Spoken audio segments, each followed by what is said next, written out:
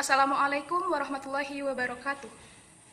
Perkenalkan, saya Hafifah Eka Putri dengan NIM 170604040 dari Prodi Pendidikan Guru Sekolah Dasar, Fakultas Ilmu Pendidikan IKIP Siliwangi Cimahi. Pada kesempatan kali ini, saya akan mempresentasikan skripsi saya yang berjudul Pembelajaran Daring Membaca Pemahaman Teks Informasi, tema 9, subtema 1, menggunakan metode SQ3R berbantuan media WhatsApp pada siswa kelas 4 SD plus Babu Salam. Sebelum presentasi saya dimulai, saya haturkan banyak terima kasih kepada seluruh pihak yang telah berkontribusi demi terselesaikannya skripsi saya ini. Tak lupa juga saya ucapkan terima kasih kepada dosen pembimbing satu saya, yaitu Ibu Profesor Dr. Hajah Eis Eti Rohayati MPD, dan Ibu dosen pembimbing dua saya, yaitu Ibu Agni Muftianti MPD. Baik, langsung saja saya akan mempresentasikan latar belakang skripsi yang saya ambil. Skripsi saya yang berjudul Pembelajaran Daring Membaca Pemahaman Teks Informasi, tema 9, subtema 1, menggunakan metode SQ3R berbantuan WhatsApp pada kelas 4 SD plus Babu Salam, yaitu pandemi COVID-19 sudah merembak ke seluruh penjuru dunia, bahkan di Indonesia, sejak tahun 2019. Hal ini membuat pemerintah mengeluarkan kebijakan, yaitu meliputi kebijakan 5M, di antaranya mencuci tangan, menjaga jarak, mengurangi mobilitas, menjauhi kerumunan. Hal itu pula berimbas kepada bidang pendidikan, sehingga pemerintah mengeluarkan surat edaran nomor 3 tahun 2020 tentang pembelajaran daring dan juga pembelajaran jarak jauh. Hal ini bertujuan agar warga sekolah tidak terjangkit oleh virus COVID-19. Sejalan dengan itu, membaca pemahaman adalah kemampuan yang sangat dasar di sekolah dasar. Pada rentang kelas 1, 2, 3, membaca hanya sekadar membaca nyaring saja. Sedangkan untuk kelas 4, 5, dan 6, kemampuan membaca yaitu berupa kemampuan membaca dalam hati dan juga membaca pemahaman.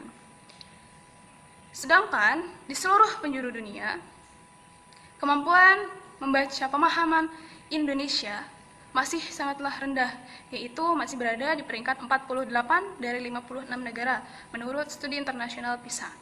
Sedangkan menurut studi Pearls, Indonesia membaca pemahaman masih berada di tingkat 30%, artinya masih sangat rendah. Sehubungan dengan demikian pula, adanya kebijakan pengubahan UN menjadi AN atau Asesmen Nasional membuat siswa Indonesia untuk meningkatkan membaca pemahaman teks informasi, karena nanti di jenjang kelas 5, kelas 8, dan juga kelas 11, siswa-siswa tersebut akan melakukan AKM atau ANBK, Asesmen Nasional. Sehingga dari skripsi yang saya buat ini bertujuan agar meningkatkan membaca pemahaman siswa sekolah dasar dan juga sekaligus untuk menjadi bahan latihan untuk persiapan kegiatan AKM tersebut. Kemudian,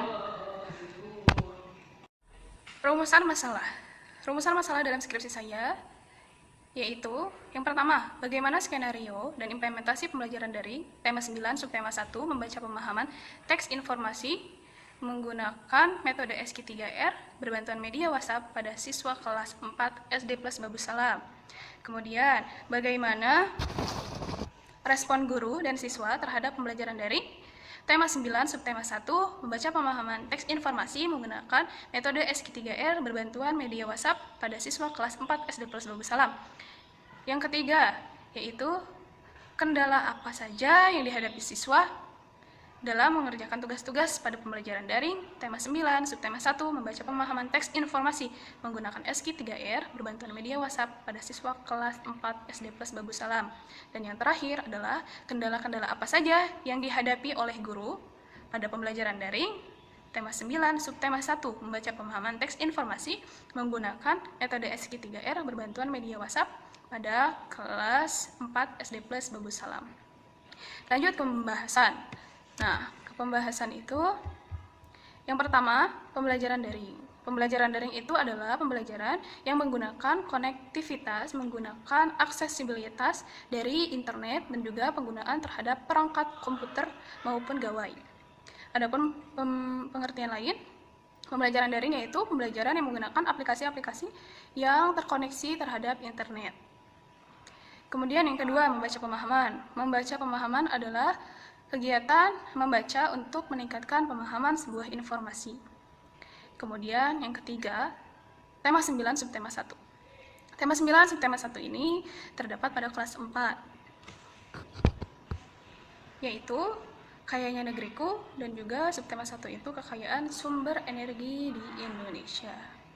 Pada teks informasi ini dan dalam tematik itu terdapat beberapa pembelajaran mata pelajaran, yaitu IPA, IPS, PKN, Bahasa Indonesia, maupun SBDP. Namun pada penelitian ini saya hanya melakukan pembelajaran yaitu terdapat pada pelajaran Bahasa Indonesia, IPA maupun IPS. Tetapi umumnya saya meneliti pembelajaran Bahasa Indonesia saja. Kemudian, metode SQ3R. Metode SQ3R adalah metode yang digunakan dalam penelitian ini. Yang pertama, metode S. S itu survei. Dalam tahapan survei, yaitu siswa diberi perintah untuk menganalisis identitas-identitas yang terdapat berkenaan teks informasi, mulai dari judul buku, judul teks, jumlah paragraf, jumlah kalimat, maupun gagasan pokok dan juga gagasan pendukungnya. Kemudian, question atau key to question. Pada tahapan ini, siswa diminta untuk membuat perkiraan pertanyaan yang sekiranya ada jawabannya dalam teks. Kemudian 3R.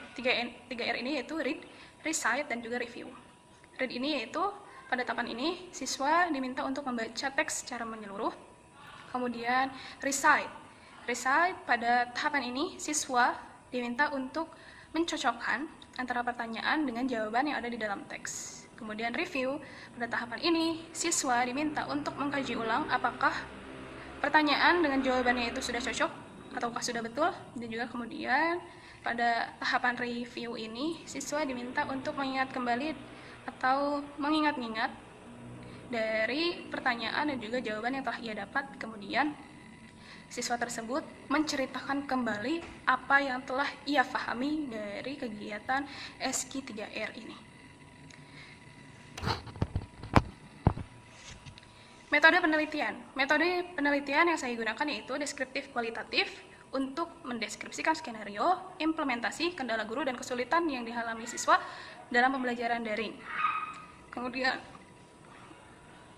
tempat penelitiannya yaitu SD Plus Babu Salam. Subjek penelitiannya 23 orang kelas 4, yaitu 14 orang siswa dan 9 siswi.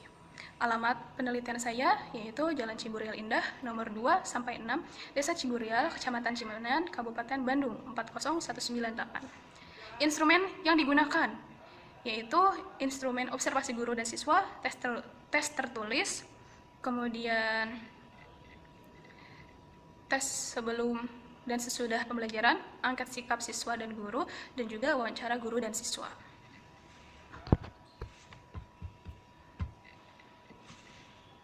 Dari hasil penelitian, dapat dilihat hasil observasi dan implementasi siswa itu, yaitu mencapai skenario-nya 60% dan juga implementasinya adalah 90%. Yang sisa 10% itu implementasinya karena guru tidak menggunakan lembar kerja siswa atau LKS. Kemudian dapat dirata-ratakan terdapat yaitu totalnya 75%. Untuk observasi guru, hasilnya yaitu 67%. Hal ini membuktikan bahwa 67% itu seluruh kegiatan pembelajaran sudah sesuai dengan RPP atau sudah terlaksana. Kemudian hasil pencapaian siswa. Hasil pencapaian siswa di sini sudah ada persentasinya yaitu 73%. Hal ini sudah tercapai karena siswa dapat dilihat sudah memiliki peningkatan terhadap membaca pemahaman di pembelajaran daring ini. Respon siswa. Hasil respon siswa menunjukkan yaitu 38% di kategori tinggi, kemudian sedang 43% dan juga rendah 19%. Hal ini dapat disimpulkan bahwa pembelajaran daring ini mendapatkan respon baik dari siswa. Respon guru. Respon dari guru yaitu ada pada tingkat 60%. Hal ini menjadikan pembelajaran daring ini mendapatkan respon guru yang berada di kategori baik atau sedang ya. Kemudian, kesulitan siswa. Di sini, dalam penelitian ini, kesulitan siswa dapat dilihat berdasarkan gambar. Siswa masih sulit membedakan kata baku dan tidak baku. Ini sudah sesuai dengan gambar ya, ada di sini, yaitu bakunya sudah dan juga wanita, padahal masalah. Yang baku itu sudah, kalau wanita itu masih tidak baku. Gitu ya.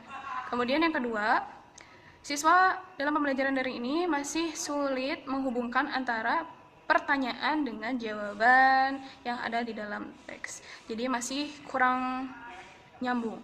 Contohnya, mengapa menghemat energi? Jawabannya dengan menggunakannya seperlunya. Kendala yang dialami guru, yang pertama menentukan aplikasi yang bisa diakses siswa dan orang tua sehingga tidak menghambat pekerjaan orang tua, karena kebanyakan pada jenjang sekolah dasar itu gawai yang dimiliki adalah gawai orang tua dan dipakai untuk bekerja. Yang kemudian, sulit memantau kegiatan siswa karena penelitian dilakukan melalui percakapan.